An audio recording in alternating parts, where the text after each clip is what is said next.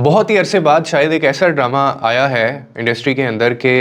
जिन्होंने जिसके जो क्लिप्स हैं या जिसका जो लास्ट एपिसोड है तन मन नीलो नील जो कि उसके बड़े हाइप क्रिएट हुई है और मुझे भी लगा कि इस पे वीडियो बनानी चाहिए और नो डाउट वो बहुत ही एक ज़बरदस्त उन्होंने एंड किया। और उसका अगर आपने नहीं देखे वो क्लिप जाके, तो अगर आप पूरा ड्रामा नहीं देख सकते तो उसका फाइनल जो एपिसोड है वो आप उसका लाजमी देखें, जिसके अंदर एक बहुत बड़ी सच्चाई और एक हार्श रियलिटी बताई हुई है जो हमारे पाकिस्तान या हमारे मजहब या हमारे कल्चर के अंदर जड़ पकड़ चुकी है। और ये पता नहीं कितने लोगों की कहानी है जो शायद इसकी नज़र हो गए, जो उन्होंने फाइनल उसमें एंडिंग दिखाई है। और बहुत अरसे बाद एक ऐसा ड्रामा देखने को मिला जिसके अंदर सास बहू का कोई चक्कर नहीं था, जिसके अंदर देवर देवरानी का कोई चक्कर नहीं था, आशिम शुकी उसके अंदर नहीं दिखाई गई थी, साली को कैसे छेड़ना है या बीवी की बहन को कैसे काबू करना है या उसका इल्ज़ाम उसके ऊपर कैसे लगाना है या बीवी ने शोहर को कैसे काबू करना है या शोहर ने बीवी को कैसे काबू करना है। मतलब there are so many stories जो आजकल हमारे ये इनके पास शायद यही कुछ रह गया है। तलाक करवा दो, उससे शादी करवा दो, वो उसके प्यार में पागल हो गया। इस पे ऑलरेडी मैं एक वीडियो बना भी चुका हूँ, लेकिन ये जो ड्रामा है दैट वाज समथिंग डिफरेंट। और आप देखें कि मैंने लास्ट वीडियो बनाई थी और उसके अंदर मैंने ये कहा था कि ऐसा नहीं है कि लोग सिर्फ यही कुछ देखना चाहते हैं जो आप उनको दिखाते हैं। सबसे ज्यादा लोग अप्रिशिएट इस ड्रामे को कर रहे हैं इसकी जो फाइनल एपिसोड थी और इसके अंदर जो हार्श रियलिटी जो सच्चाई दिखाई गई है that is beyond something, that is beyond something. और मैं इतना इस चीज को अप्रिशिएट करता हूँ कि इसके अंदर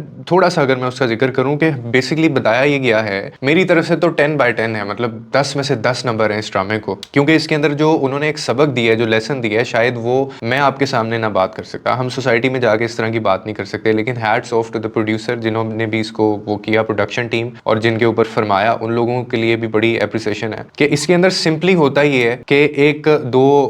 मर्द दिखाए गए हैं, एक उसमें लड़की दिखाई गई है जो कि अपने पैशन को लेके चल रहे होते हैं। किसी का पैशन है गाना बजाना, किसी का पैशन है डांस करना, किसी का पैशन है कि जी वो नाचता अच्छा है, तो यही चीज़ें वो कर रहे होते हैं। तो एक इसके अंदर जो कैरेक्टर दिखाया गया है जिसको गालिबन कामी नाम के नाम से जाना जाता है, अब वो उस लड़की की मोहब्बत में कहीं ना कहीं वो उसके बारे में कुछ ऐसे अपने ख्यालात रखता है। तो वो क्या करता है कि भरी महफिल के अंदर जाके वो एक ऐसा झूठ बोलता है जो इन लोगों की जिंदगी बर्बाद कर देता है। और कोई बंदा भी उस झूठ की तस्दीक किए बिना, उसको सच जाने बिना या वो झूठ है कोई उसको वेरीफाई नहीं करता और लोग उनको मारने के लिए दौड़ पड़ते हैं। अब होता ये है कि इसके अंदर जो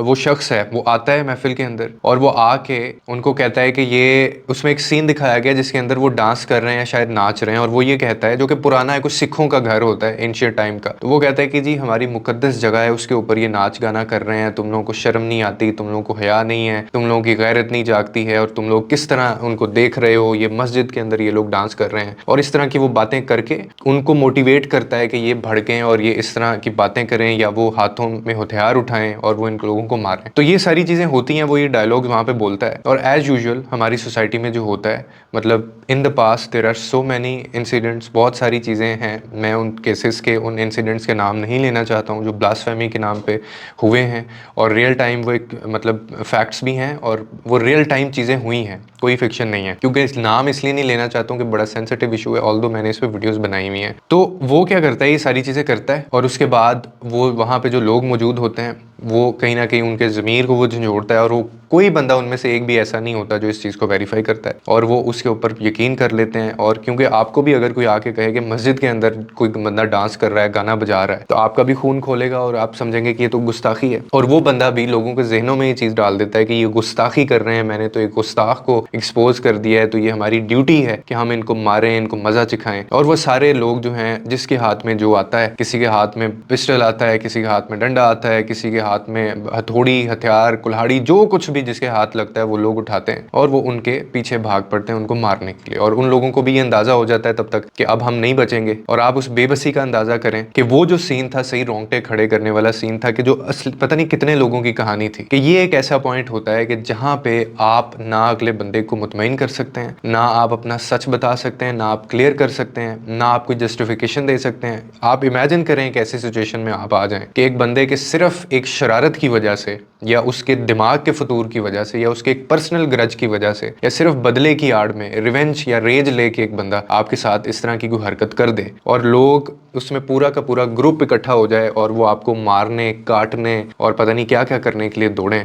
और आप अपनी जान बचाने के लिए वहां से भागें और आपके पीछे वो लोग लगे हों, तो आप कहाँ जाएंगे, आप किसको बताएंगे और आप किधर जाके सफाइयाँ देंगे? ना कोई इदारा, ना कोई सिस्टम और ना ही कोई ऐसी पंचायत, ना कोई ऐसे लोग कि जिन लोगों ने से आपने इंसाफ तलब करना हो, मांगना हो, हो वही लोग अगर आपके पीछे पड़ जाएं कुल्हाड़ियां लेके मारने के लिए आपको, और वो बेताब हों जन्नत में जाने के लिए, उनके जहन पे ये भूत सवार हो कि हमने जन्नत में जाना है और ये अगर मैं करूँगा तो मैं सीधा जो है ना मेरा रास्ता आसान है और ये मेरी ड्यूटी है इसको मारना, तो आप अपनी या उस बंदे की बेबसी का आप अंदाज़ा लगाएं कि ये कैसी सिचुएशन होती होगी। और ये हमारे पाकिस्तान के अंदर पता नहीं कितने ऐसे, अब तो हर महीने 3-4 महीने बाद एक केस ऐसा आता है जहाँ पे वेरीफाई नहीं किया जाता। 3 सबक इस ड्रामे से बेसिकली मिलते हैं जो मुझे लगा और जिसकी वजह से इसको इतनी पजीराई मिल रही है। नंबर 1, इसमें ये दिखाया गया है, एक्सपोज किया गया है उन चीज़ों को कि हमें कुछ भी अगर इस तरह का मामला होता है तो एक करेक्टर उसमें हमेशा ऐसा होता है जो या तो बदले की आड़ के अंदर या फिर उसका कोई पर्सनल ग्रज होता है उनसे जिनके बारे में वो ये चीज़ें कर रहा होता है, बदला लेने के लिए इस तरह की शरारत, इस तरह की हरकत की जाती है। रिसेंटली सबसे रिसेंट पाकिस्तान में आपको याद होगा एक हुआ था जो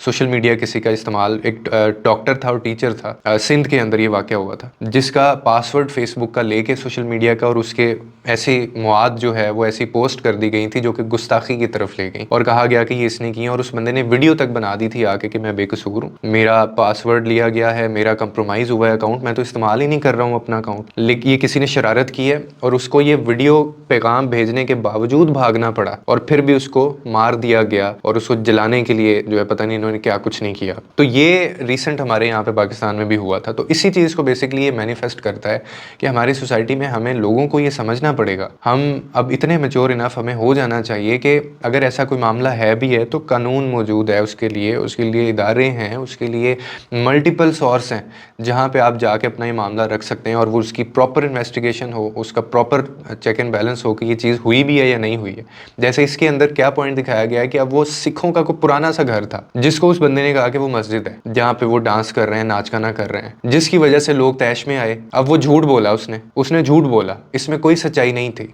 लेकिन सिर्फ क्या मैनिपुलेट कर दिया लोगों के जहनों में कुछ और डाल दिया। अब हर बंदा इस्लाम से मोहब्बत करता है, हर बंदे को नबी सल्लल्लाहु अलैहि वसल्लम से मोहब्बत है, हर बंदा जो है वो गुस्ताख को कोई भी माफ़ नहीं करता और करना भी नहीं चाहिए। लेकिन कम अज़ कम हमें ये तो पता होना चाहिए कि वो चीज़ हुई भी है या नहीं हुई है, उस बंदे ने ऐसा किया भी है या नहीं किया, या उसके ऊपर कोई इल्ज़ाम या झूठा इल्ज़ाम तो नहीं लगाया जा रहा। हमारा अलमिया जो सिस्टम का और हमारे यहाँ पे कौम का या हम लोगों का ये है जो इस ड्रामे के अंदर दिखाया गया है, जिस वजह से लोग इसको इतना अप्रिशिएट कर रहे हैं कि वेरीफाई नहीं किया जाता और न जाने कितने मासूम लोग जो है वो जान की बाजी हार गए। आज तक अगर शायद मैं गिनूँ ब्लास्फेमी के नाम पे, गुस्ताखी के नाम पे, न जाने इतने लोग हों कि हाथ पे हम गिन नहीं सकते उन लोगों को, इतनी तादाद है। तो मेरी तरफ से तो 10/10 है जी, बहुत ज़बरदस्त ड्रामा था और hats off to the team, और मैंने तो खैर बहुत इसको एंजॉय किया।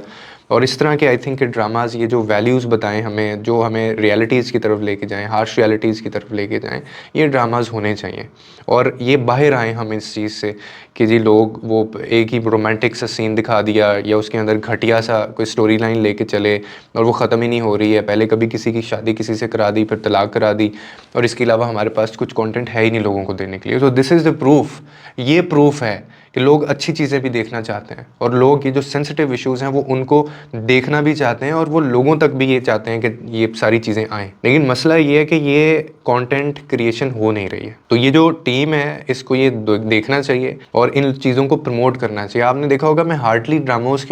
के ऊपर मैं कभी भी डिस्कशन नहीं करता हूँ। तो वाई मैं ये इस ड्रामे के ऊपर why I am discussing this, कि मैं इस पर वीडियो एक प्रॉपर बना रहा हूँ, इसीलिए कि इसके अंदर एक ऐसी चीज़ दिखाई गई है जो हमारा असल मसला है, जिसकी तरफ ध्यान ही नहीं जाता लोगों का। आप अपनी बात ही नहीं रख सकते किसी के सामने, और हम लोग सिर्फ सुनी सुनाई बात के ऊपर हम किसी की जान लेने के लिए भी तैयार होते हैं। और ये टीचिंग्स नहीं थी हमारे इस्लाम की, ये हमारे प्रॉफिट की टीचिंग्स नहीं थी, या ये हमारे नबी हमारे रसूल सल्लल्लाहु अलैहि वसल्लम की उनकी टीचिंग्स नहीं थी, ना उनका ये तरीकाकार था। मैं अक्सर एक एग्जांपल देता होता हूँ कि एक यहूदी का जनाजा जा रहा था, तो वो जब गुजरा है पास से, तो उनके जो कंपेनियंस थे, जो सहाबाए किराम थे, वो नबी करीम सल्लल्लाहु अलैहि वसल्लम खड़े हो गए रिगार्ड में, रिस्पेक्ट में। तो एक उनमें से बोले सहाबाए किराम, उन्होंने कहा कि या रसूलुल्लाह हमारी तो जंग ही इनके साथ है और इन्होंने जितना नुकसान पहुंचाया है हम लोगों को, तो आप क्यों खड़े हो गए? तो उन्होंने आगे से बोला कि was he not the human being, कि क्या ये जो शख्स था क्या वो इंसान नहीं था? वो इंसान नहीं था, इंसान तो था ना। तो आप तो पूरी इंसानियत के लिए रहमतुल आलमीन थे, और आपने तो हमेशा इस्लाम फैलाया कैसे है कि लोगों अपने